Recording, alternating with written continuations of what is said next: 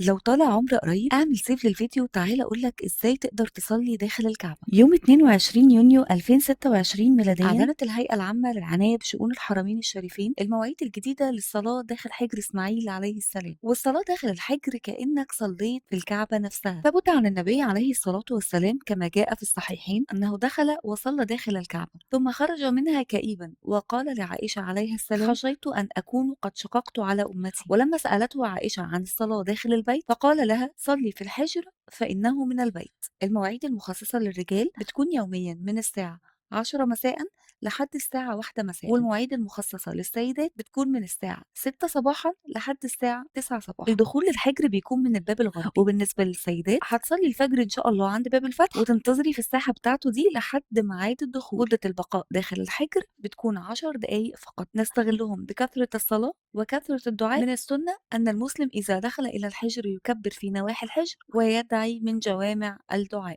ربنا يكتب لنا جميعا الفرصة العظيمة دي. ولو تعرف حد طالع العمرة قريب ابعت له الفيديو ده وخليه يدعي لك من هناك، وتابعونا عشان يوصل لكم كل جديد عن الحج والعمرة. شركة سبق ترافل بتتمنى لكم عمرة مقبولة إن شاء الله.